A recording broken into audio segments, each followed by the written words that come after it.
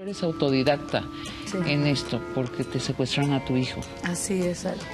Las personas. ¿Qué llama a cerrar la información? Que no digas ni siquiera que tu familiar está secuestrado. No decir. No decirlo a tus amistades. Si tú vas en la calle y empiezan a notar que hay regularmente un coche que no conoces y que está cerca de ti, ¿qué haces?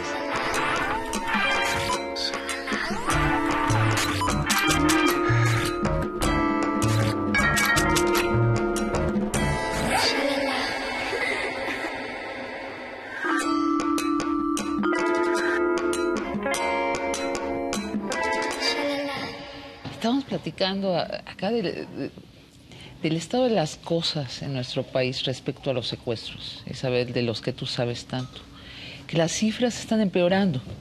Sí, desgraciadamente sí se habían ido en incremento de una manera de verdad alarmante. En este año, gracias. En este año tengo entendido que por las cifras que se manejan, que se ha incrementado hasta en un 60% el secuestro. Desgraciadamente no hay cifras oficiales que las den a conocer y esto es muy alarmante. Pues precisamente por eso, porque tiene que ver con que las cosas de alguna manera en el secuestro no han mejorado, sino todo lo contrario, han ido retrocediendo. Entonces nos ocultan la información. Pues no la ponen a disposición del público y bueno, pues se puede tomar como que tampoco la gente a lo mejor hace presión, porque a lo mejor es un tema que no les importa mucho en estadísticas, sino en seguridad, ¿no? Había una cifra que soltó Notimex hace poco, 900 secuestros de todo tipo cada 24 horas.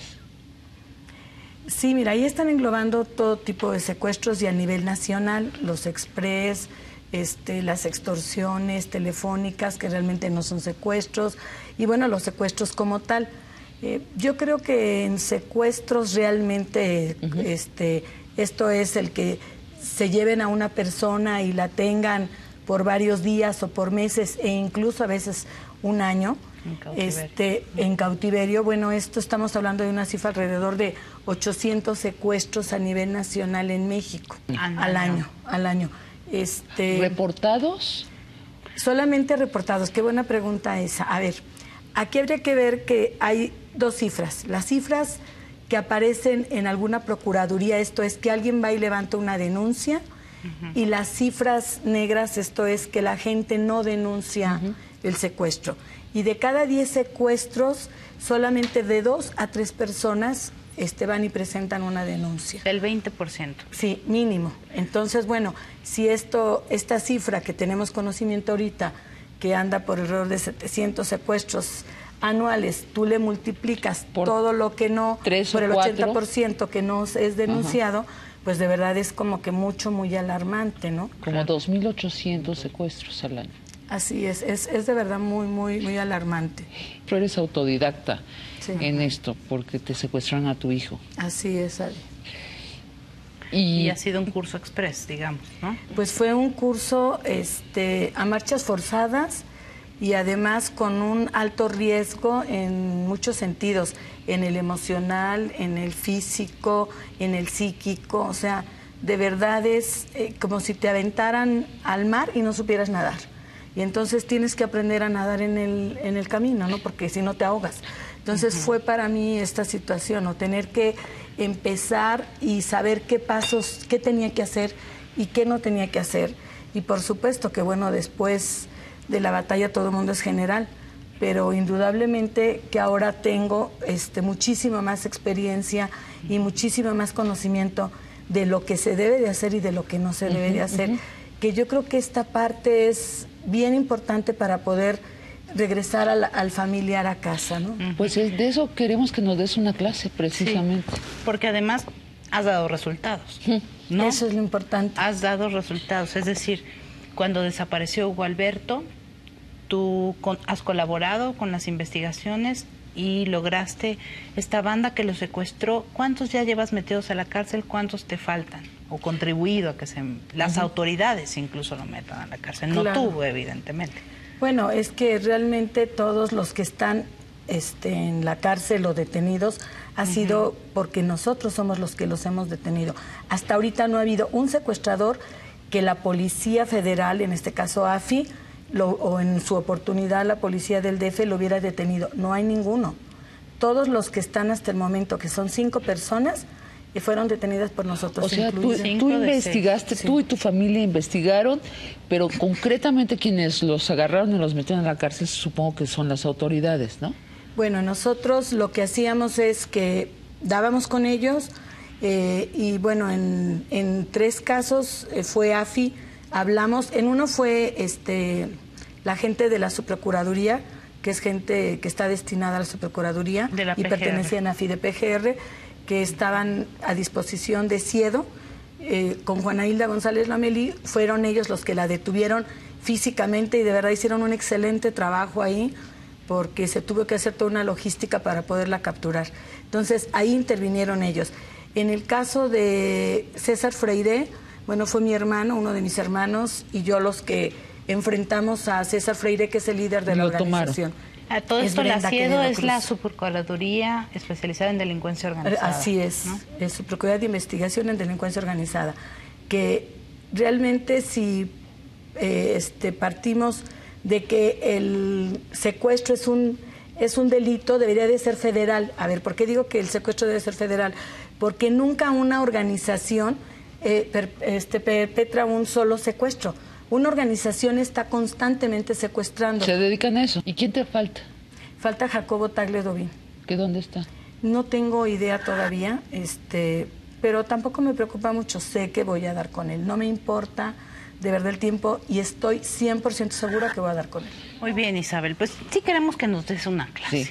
Como... Muy Pues práctica. no creo que para dar clase, pero con mucho gusto voy a tratar de transmitir mi experiencia. Yo creo que sí. Mira, A ver. tenemos preparado un pizarrón, ¿no? ¿Por qué no empezamos con el secuestro? ¿Cómo llamas este secuestro que es privación de la libertad por más de un día? Bueno, el secuestro es el acto en sí de privar a una persona de su libertad a cambio de dinero. Normalmente un secuestro, en el 99% de los casos, los secuestros son con el fin de recibir algo a cambio y esto es dinero. Hay también el secuestro para dañar a las personas, o sea, los clásicos levantones por otro tipo de situaciones, o porque tratan de hacer una venganza, que también se puede dar el caso y lo O simulan. para amedrentar a alguien, ¿no? Exactamente. Pero la mayoría son La estos, mayoría ¿no? son ellos y es privar a la libertad a cambio de dinero. Para los secuestradores, el capturar a una persona es verlo con un signo de pesos y es una persona viable para obtener jugosos recursos a cambio de muy poco tiempo. Entonces, tenemos que tener claro que un secuestrador, bueno, las bandas se organizan de diferente manera. Hay organizaciones que se manejan por células. Esto es que una célula es la de levante, o sea, una célula es la que captura a la víctima. Otra célula es la que está negociando y otra célula es la que cuida y otra célula probablemente sea la que va a recoger el rescate. Y a veces entre ellos no se conocen. O sea, a veces el jefe de la organización no permite que se conozca una célula con otra. Entonces, fíjate qué estructura tan importante. O sea, son muy tienen. sofisticados. Es muy sofisticado. Y bueno, también dentro del secuestro hay secuestros de alto impacto. Los de alto impacto son los de guerrilla y que son muy prolongados. Son los secuestros que pueden durar años. Como Ingrid Betancourt. Exactamente, como Ingrid Betancourt. Y bueno, aquí en México tuvimos también el de la señorita Suleiman, que también duró 2 años, 8 meses, si mal no recuerdo. Y bueno, son de alto impacto porque lo hacen la guerrilla, algún tipo de guerrilla, y bueno, no les importa el tiempo que la puedan tener, lo importante para ellos es lograr el objetivo de la cantidad de dinero que ellos quieren obtener a cambio de esta persona. Pero a final de cuentas, te digo, todos caen en lo mismo, quieren dinero. Aquí ellos investigan a sus víctimas, normalmente saben qué es lo que puede dar la familia. Dentro del secuestro también hay organizaciones que son muy profesionales, esto es, han aprendido muy bien su negocio y no lo ponen en riesgo. Y hay otros que son improvisados, son los que pasaron a lo mejor de robar autos o de delinquir de otro tipo de tarjeteros y de repente conocieron a alguien que se dedicaba al secuestro y le dijeron, oye, pues fíjate que esto es más redituable y empiezan a experimentar en el secuestro. O también puede ser que sean miembros que salen de una organización porque capturaron a la mayor parte y él vuelve a reagrupar a otra organización.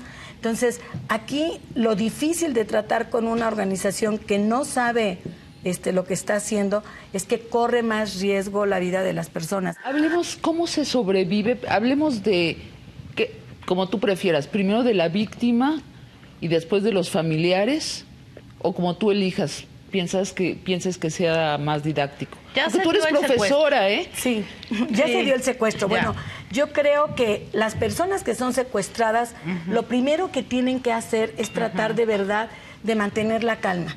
Si ellos entienden que ellos son mercancía, y perdón que lo use de esta manera tan despectiva, pero el secuestrador te ve así, como una mercancía. Y un secuestrador que sabe su negocio no te va a dañar, no te va a dañar. Hay dos situaciones por las que matan a las personas secuestradas normalmente. O es porque reconocen a sus víctimas, o sea, a sus victimarios, perdón. O la otra porque es una venganza. Hay una tercera que también se da, que es cuando se escala violencia. Esto es cuando a veces es muy prolongado el periodo del secuestro y ya hay mucha tensión de ambas partes porque no hubo quien hiciera una buena negociación y a veces puede llevar a la violencia. Pero digamos que en la mayor parte de los secuestros, para los secuestradores, sus víctimas son mercancía y quieren a cambio su dinero. Entonces lo que hay que hacer es estar tranquilo.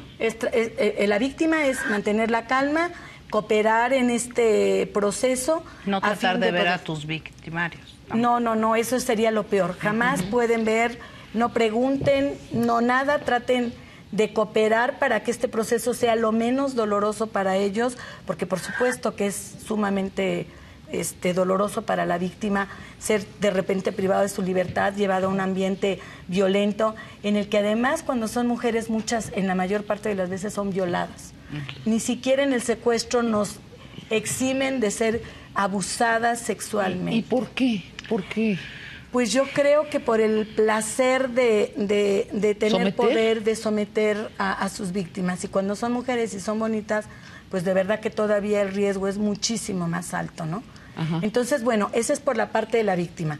Por la parte de la familia es súper importante que alguien tome el mando. Esto es, que alguien se haga cargo de la situación, se cierre la información al resto de las personas. ¿Qué llama cerrar la información? Que no digas ni siquiera que tu familiar está secuestrado. No decir. No decirlo a tus amistades, ni dar detalles, ni nada.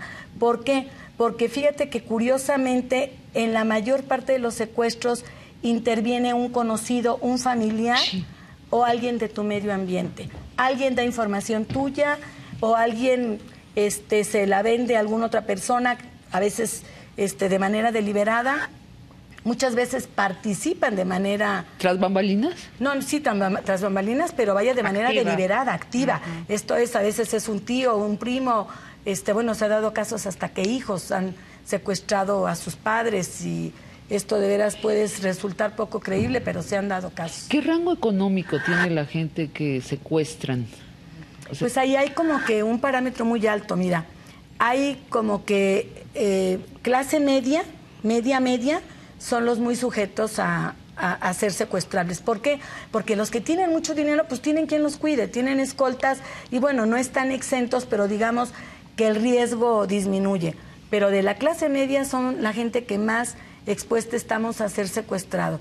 Sin embargo, se está viendo de que aún en la gente de nivel bajo económico los secuestran y le piden la tele o le piden algo. O sea, esto se está viendo en algunas partes. Entonces, que alguien tome el mando, ¿por qué? Porque alguien tiene que ser el que tome decisiones, conservar la calma y sobre todo debe de tener la cabeza muy fría. ¿Por qué? Porque cuando a ti te toque hablar con el secuestrador tiene un plan perfectamente trazado. Él ya sabe qué va a hacer, cómo lo va a hacer, cuándo lo va a hacer y con quién lo va a hacer. Y tú tienes que seguir el ritmo que el secuestrador te está marcando. Entonces, tú tienes que tener calma, nunca puedes violentarte ante una llamada de un secuestrador, tú tienes que ser ecuánime, aunque te insulte, te diga y te torne, porque ellos tienen a la persona que tú amas del otro lado. y además, bueno, pues si tú actúas con ellos de manera agresiva, ellos se la van a cobrar con la víctima, ¿no? Entonces aquí es muy importante mantener la calma. Los famosos negociadores. Ese es un punto muy importante, Sabi. Aquí es muy triste, y yo sé que mucha gente se va a enojar, pero lo tengo que decir por beneficio de la gente.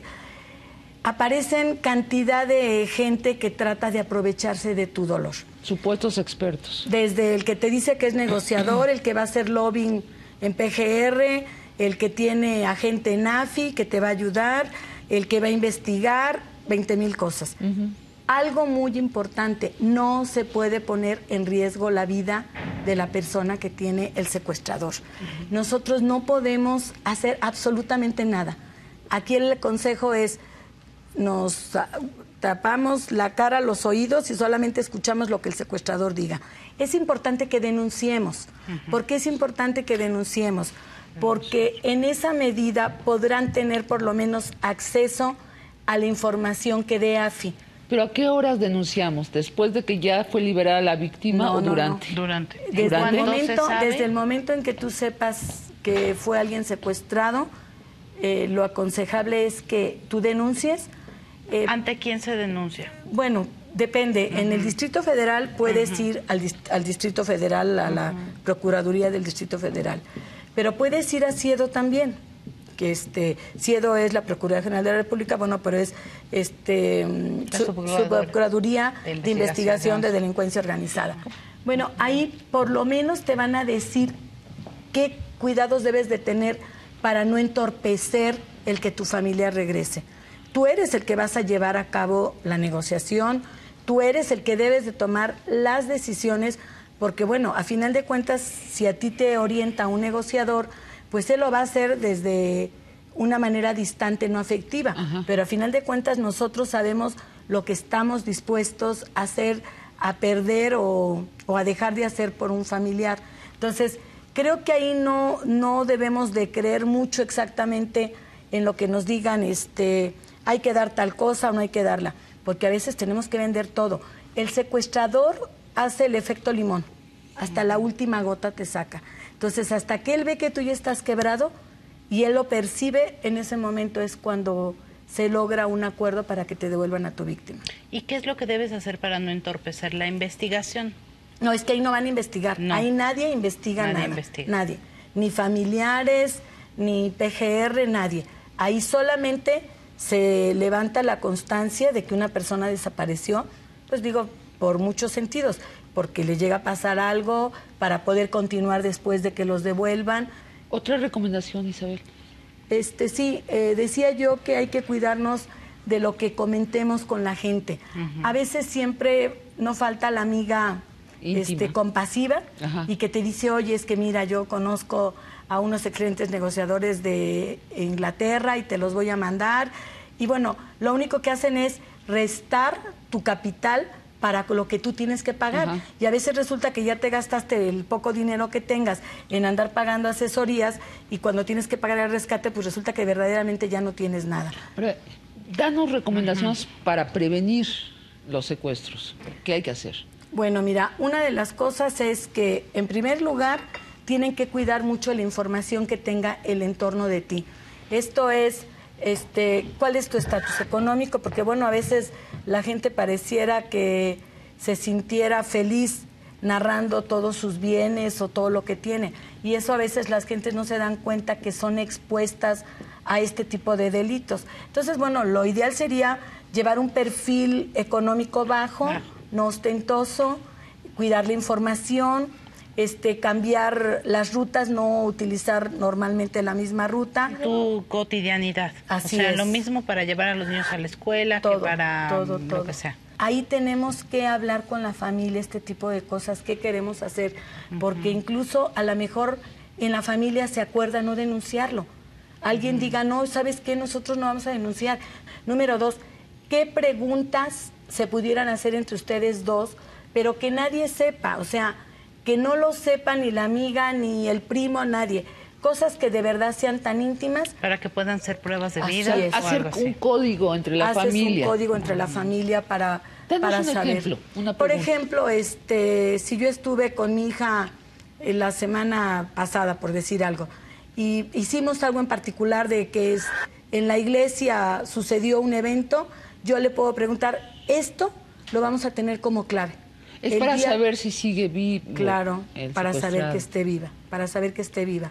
Siempre a la gente le da miedo saber que le pueda pasar algo, y lo peor de todo es que además de perder a tu familia, pierdas tu capital o tu dinero que puedas tener, porque la gente vende coches, pide prestado por todos lados. Habrá gente que sí tenga recursos, pero hay otra gente que de verdad a veces no tiene y se endeuda hasta donde puede, vende alhajas, coches, lo que tenga. Entonces, bueno, imagínate qué desgracia que encima de perder a tu familiar, me refiero a perder momentáneamente, que lo tienen secuestrado, si no te lo devuelve, pues encima de todo te quedas sin dinero. Entonces, por eso es importante siempre establecer códigos de comunicación, establecer códigos para cuando se dejan de ver por algún tiempo, por alguna circunstancia.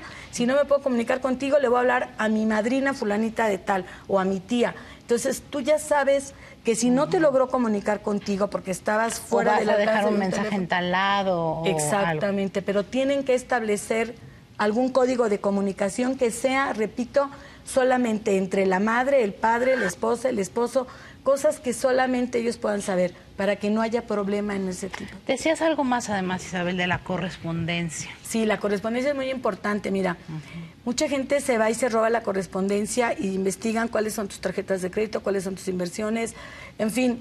Las sirvientas a veces las usan para eso, el servicio lo usan para saber en qué horario estás, quién no está. Bueno, la delincuencia es tan temeraria que no sé si ustedes se enteraron, pero hace poquito en Hidalgo al presidente municipal le mandaron una caja de zapatos, entre otros funcionarios, y el funcionario los había utilizado la noche anterior. O sea, con esto te digo cómo son capaces de meterse en tu vida. Y se lo mandaron como una advertencia. Como una advertencia, como diciéndole, para que veas qué vulnerable eres, ¿no? Bueno, eso mismo sucede muchas veces con el servicio. Se hacen novios de la muchacha o del chofer, o se hacen amigos. Entonces, y lo ¿qué hay único que hacer así? Cerrar la información, no dársela ni a la propia muchacha, guardar tu correspondencia, que la propia muchacha a veces no tener conversaciones de cuestiones económicas. Repito, llevar un perfil bajo, porque la gente que de verdad hace ostentación de su situación económica es como ponerse en una vitrina en la Ciudad de México. Entonces, de verdad, lo mejor es llevar un perfil. Digo, no sé para qué tengas que traer un Mercedes-Benz, si te sirve lo mismo otro coche. Algo más, si tú vas en la calle y empiezas a notar que hay regularmente un coche que no conoces y que está cerca de ti, ¿qué haces? Llamas a la policía al 060 o al 066, me parece que es el otro. Y ellos llegan y en ese momento lo obligan a que se identifique la persona. Te siguen, ¿verdad? Ah, claro que te siguen. Ahora, hay un punto, Sabi, que es bien importante y no quiero que se me olvide. Muchas veces, cuando estás en un secuestro, tú te vuelves loca porque no tienes cabeza para nada, no tienes idea qué hacer ante una situación así. Lo primero que yo les digo es, aparte de que una persona tome el cargo y tome la dirección, de inmediato empiecen a anotar todas las instrucciones que les den, porque a veces uno con el nervio te dicen, tienes que ir a recoger tal cosa, tal lugar, y uno, ¿a dónde me dijo? Claro. Entonces es anotar todo lo que te digan, y anotar lo mismo que tú vayas haciendo o que te vayas acordando, lo que vayas viviendo en esos días, porque después entra uno como en shock y ya no te acuerdas de muchas cosas. Y entonces toda esa información es importante para en un futuro, para que platiques con tu familiar, para prevenir otro incidente. Entonces, todo ese tipo de cuestiones es hacer como una bitácora de todo lo que está pasando. Y número 3, normalmente cuando se llevan a alguien, siempre hay cerca cámaras. En México ahora ya hay muchas cámaras en el Distrito Federal. Y eso es algo en el que parece ser que la policía, me refiero a la federal, a lo mejor no le pone mucha atención, porque ellos van por la línea de decir, ok, a mí me importa que regrese la víctima, yo no voy a investigar nada. Ok, está bien, no investigues y no pongas en riesgo a la víctima, pero una vez que tu víctima esté en casa a salvo, vete contra ellos. Vete contra ellos. Y para eso te van a servir los videos. Van a saber a dónde le interceptaron, quién la levantó, si iban en coche, si iban a pie. En fin, puedes tener ahí algo que te pueda ayudar. Y eso es una herramienta muy importante que a veces no usamos. ¿En cuántos bancos no tenemos cámaras? En muchos bancos. Muchos condominios tienen cámaras. Entonces, todo ese tipo de cuestiones es importante que no las olvidemos, porque por ahí también podemos utilizarlos el día de mañana. Ahora, yo digo que hay que denunciar porque casi no hay denuncias, Sabi, de verdad, casi no hay denuncia. La gente no confía, la percepción que todavía hay en nuestro país es: si yo denuncio, pongo en riesgo la vida de mi familia. Y está bien, por eso yo digo que lo tienen que discutir en familia. Si no quieren denunciar en ese momento, perfecto, se vale que no denuncie. Pero después sí. Pero después ve y denuncia, porque si no, nunca vamos de verdad a por lo menos iniciar una inercia para hacer algo contra el secuestro, porque pareciera que nos convirtiéramos también en cómplices de ellos porque nos quedamos callados, ¿no? ¿Por qué no hablamos de, si les parece, del secuestro express? A ver. Sí, claro que sí. Entonces, a ver, para cosas de servicio, a la persona que te ayuda en tu casa, ¿qué le debes decir? En primer lugar, que nunca dé información quién vive ahí, porque quien te conozca tiene que preguntar por ti. Sí, es típico, ¿no? ¿A dónde hablo? Y está la señora, pues sí, ¿qué señora, no? O sea, claro. ¿qué señora? No dar información que únicamente se limite a tomar. Y de verdad, ahora ya con el localizador, si detectamos una llamada rara, pues de inmediato anotar el teléfono de donde nos llamaron y que esa llamada nos puede ser sospechosa, porque podemos checar, ahora hay mucha información sobre los números de teléfono que están utilizando para extorsionar o para hacer, y con ese número de teléfono podemos investigar de dónde es el número. Entonces, es importante que anotemos el número, eso es, de verdad, vale oro, porque nos puede servir de mucho. Secuestro express. ¿El secuestro express cuál es? El secuestro express es el que de repente se te suben al auto dos tipos y te llevan, te sacan tus tarjetas, te llevan al cajero y te andan tarjeteando, como se dice vulgarmente, y además te sacan tu NIP y muchas veces los llevan a su casa de las personas a sacarles y a vaciarles la casa. Ese es un secuestro express, que es aterrador también, porque cuando los llegan a su casa, pues tú no sabes si tu niño está ahí, si tu esposa está ahí, y bueno, a veces esos terminan en drama porque la gente se resiste a llevar a las personas que lo tienen a su casa. Entonces, de nuevo, la recomendación es someterse. Mira, la recomendación, ¿qué puedes hacer contra un tipo armado? Nada. O sea, solamente la recomendación sería no cargues las tarjetas que no necesites. O sea, ¿para qué llevas las 800 tarjetas si no las vas a ocupar? Si tú sabes que no vas a ir a ningún lugar donde debas de llevar, no lleves chequera, no lleves tarjetas, lleva tu identificación. Y bueno, lo ideal sería que si somos muy hábiles, pues llevemos en el teléfono una memoria en la que apretemos el número 1 y bueno, pues tengamos también la clave con nuestro familiar. Si yo te aprieto y no te contesto, pues es porque algo me está pasando, y a veces escuchan lo que está pasando. No sé si te ha sucedido que marca alguien mucho, y tú estás escuchando y te empiezas a desesperar porque no sabes qué está sucediendo del otro lado. Tener un número que aprietas y entra con alguien muy cercano que sabe ya el código. Que sabe ya que si tú no le contestas es porque algo grave está pasando. Y dejarlo prendido. Y dejarlo prendido para que pueda estar escuchando. Hay que tomar esa precaución de no llevar ni mucho dinero, ni la chequera, ni las tarjetas. Y no resistirse. Si te dicen, vamos a tu casa, vamos a mi casa. ¿Cómo se previene? Es que ahí también hay formas. Si tú vives en un condominio y tú, por ejemplo, en algunos condominios están utilizando que cuando lleven un cartoncito, por ejemplo, de algún color, ya les dan a los condominios, y tú le dices a la persona, sí, pero para entrar tienes que poner el cartoncito. Ellos ya saben, los policías, que te llevan a la fuerza y en ese momento pueden hacer algo. Por decirte un cartoncito, cada quien establece en su condominio o con su vigilante un código para saber que si los meten a su casa contra su voluntad, con su edificio así también, es, o en el edificio, debe de haber códigos, y esto de verdad es importante. O sea, que los vecinos se pongan de acuerdo. ¿Qué hacer para prevenir el secuestro express? Obviamente no hay que salir en la noche, en lugares oscuros. Bueno, mira, lo ideal es que no vayas a cajeros que no sean seguros. Esto es, métete a plazas donde estén o dentro de restaurantes. ¿Por qué? Porque ahí es muy difícil que alguien te pueda estar observando o te pueda estar siguiendo. Las mujeres tenemos el derecho que después de las 10 de la noche podemos pasarnos las luces rojas si hay un coche que se acerca a nosotros, ¿no? Sí, mira. ¿Por qué los hombres no? Deberían tener... Yo mismo, creo ¿no? que yo, aunque fuera hombre, me lo pasaría. Bueno, pues de verdad, pásenselo, las luces rojas. No te puedes quedar en una luz roja porque Pues es sumamente riesgoso. Pues Eres más vulnerable cuando estás en un alto. Ajá. Es más, yo tengo entendido, eso no lo puedo asegurar, pero tengo entendido que ya el reglamento establece que cuando, después de determinada hora, creo que es después de las 12 de la noche, si no vienen vehículos, tú te puedes pasar el alto.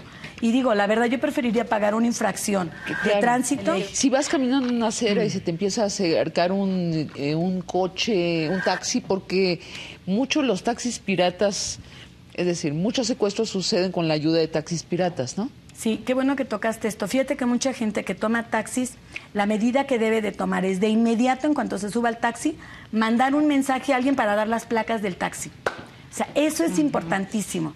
¿Hay que delatar o no hay que delatar? Sí. ¿Por qué es importante que delatemos? Porque las estadísticas están maquilladas, están incompletas, son inexactas por muchas cosas.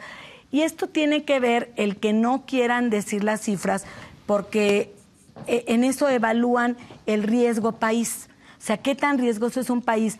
Hay una compañía en Inglaterra que incluso a muchos empresarios les hace un análisis de riesgo.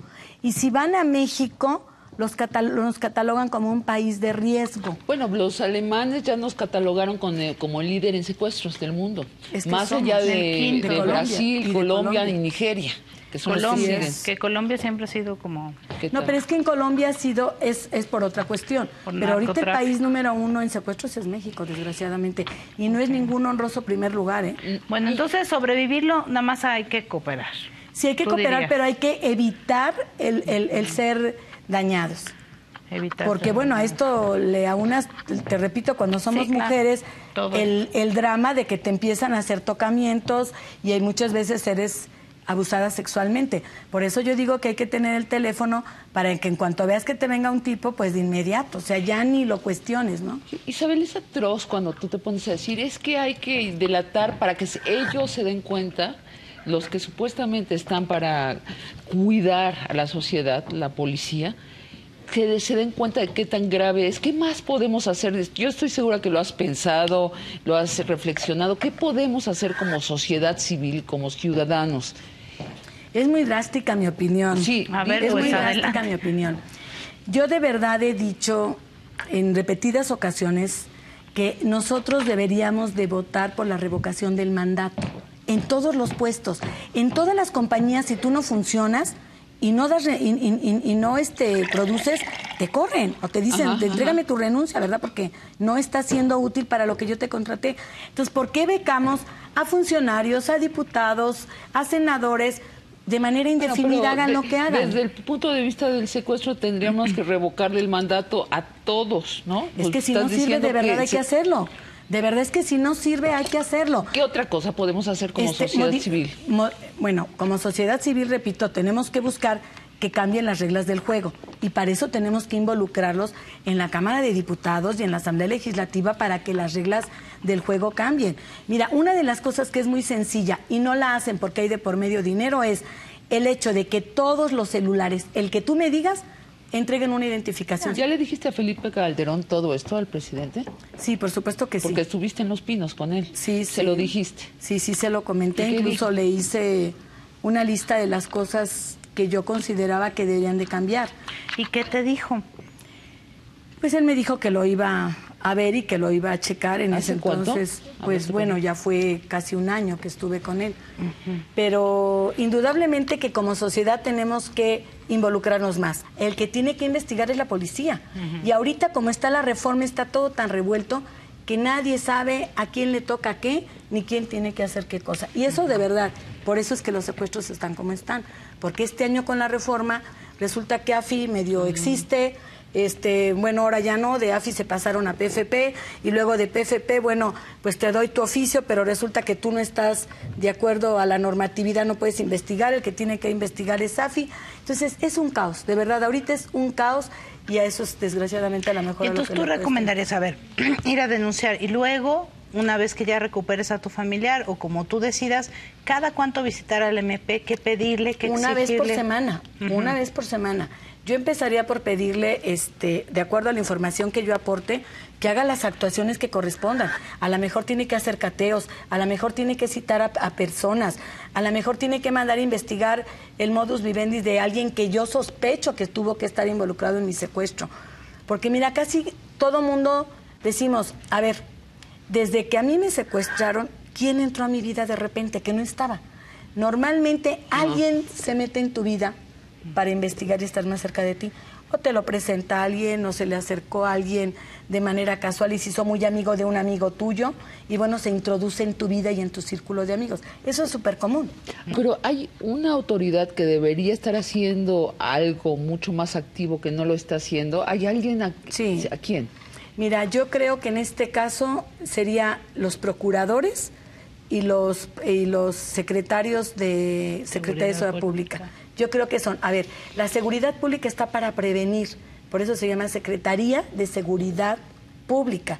Entonces, se supone que ellos deben de instrumentar todos los programas para prevenir el delito, no para investigar, porque lo lógico es que tú hicieras campañas de prevención y no de combate a la delincuencia. A mí me gustaría que de verdad las procuradurías, todas a nivel nacional, pusieran sobre la mesa de la prensa y de la ciudadanía. A ver, hemos iniciado tantas averiguaciones. De esas averiguaciones, ¿cuántas fueron consignadas? Y de esas que fueron consignadas, ¿cuántas fueron prosperadas? Me refiero a que el juez haya dictado una sentencia condenatoria. Eso daría una radiografía de cómo está nuestro país. No se sabe. ¿O qué datos tiene? Sí lo sabemos la gente que estamos metidos en esto, pero por supuesto que la gente no lo sabe. Y bueno, yo te puedo decir que hay una impunidad no de un 97% como se hablaba. Yo creo que hay una impunidad de casi un 100%. ¿Y por qué te digo que de casi un 100%? Y si no denuncias no hay oportunidad de que se investigue, por lo tanto hay impunidad automática. Isabel, ¿quieren que hablemos del secuestro virtual? O tú sí, dices... eso es muy importante. El secuestro virtual es muy importante. Sí.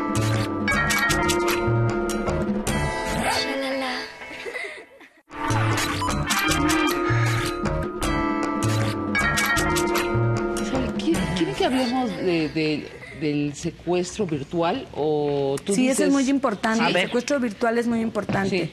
El secuestro virtual es cuando te llaman, bueno, normalmente... O sea, por definición es el secuestro que realmente no existe. No existe, no existe. Ajá. Te llaman y te dicen que tienen un familiar y tu familiar está en otro lado. Ajá, pero tú te la crees. Pero tú te la crees. Pero ahí es peligroso porque muchas veces la gente empieza a dar información que el propio extorsionador no tiene. Si tenemos a su hijo. Sí, a Mario. ¿Sammy? Sí, por favor, Mario. No le haga nada a Mario. Entonces ya sabe que se llama Mario, ¿no? O sea, cuando él nunca... O sea, tú estás dando la información sin darte cuenta. Tú das la información. Entonces, si te llaman... Es colgar. ¿Colgar inmediatamente? Colgar inmediatamente. Pero ¿y cómo sabes si es virtual o no? Bueno, porque, a ver, cuando es un secuestro, el secuestrador te dice abierta y claramente que es un secuestro, que tiene a fulanito y además te empieza a decir, espera mi llamado, no te empieza a pedir dinero de inmediato, deposítame ahorita. Dinero, supongamos que saben que mi hermana se llama Margarita. Tenemos a tu hermana Margarita. ¿Qué hago? ¿Cuelgo de todos modos? Cuelgas de todas maneras. Es lo mejor, de verdad. Además, yo sabes que volvemos a lo mismo. ¿Por qué un verdadero secuestro te vuelven a llamar? No, un verdadero secuestro no te dice, tengo a tu hermana Margarita. Un verdadero secuestro te dice, a ver, fíjate bien lo que te voy a decir. Tengo a fulanito, pero es un secuestro y te lo deja claramente. No te pide 10,000 ni 15,000 pesos un secuestrador, Sari. ¿Cómo se previene? No, esos no los puedes prevenir. Solamente debes de tener la precaución de decirle, volvemos a lo mismo, tener localizada a la persona. Fulanito de tal, ¿estás bien? Es más, mira, hay una recomendación que yo le doy sobre todo a las muchachas jóvenes y a los jóvenes. Muchos de los jóvenes no quieren decir a dónde van, piensan que las mamás y los papás los quieren tener controlados. Sí. Y no, en esta ciudad de verdad ya no se trata de control, se trata de seguridad. Que no apaguen el celular, que contesten, mamá, estoy bien, hasta luego. Pero que no, eso de que suena 50 veces, bueno, la pobre mamá se vuelve loca pensando en que algo le sucedió. Claro. Mira, los secuestros virtuales de verdad normalmente son extorsiones. Tú apunta el teléfono, de hecho ya hay El Consejo Ciudadano tiene cantidad de números en Internet que ya los tiene como catalogados como que son de extorsionadores. Entonces, lo ideal es anotar el número, hablar de inmediato con la persona y denunciarlo vía telefónica. Se puede denunciar al Secretario de Seguridad Pública incluso. Y tiene también la Procuraduría y tiene el Consejo Ciudadano, tienen por Internet y tienen... Secretaría de Seguridad Pública local del DF. ¿Que decía 060? No. Sí, es el 060. No, y también tienen un teléfono donde se pueden denunciar todas las extorsiones. Ajá. Es más, si llaman al 060, ahí les dan los teléfonos. Y de verdad, traten de tener teléfonos de emergencia a la mano, cargarlo en su celular o en la casa para lo que se puede ofrecer. Pero sí, de verdad, por más cruel que te suene, es lo mejor. Te dejan de molestar.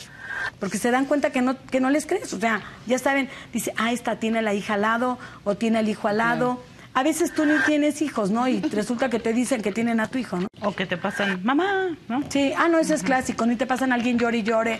Y digo, claro... Que es una grabación.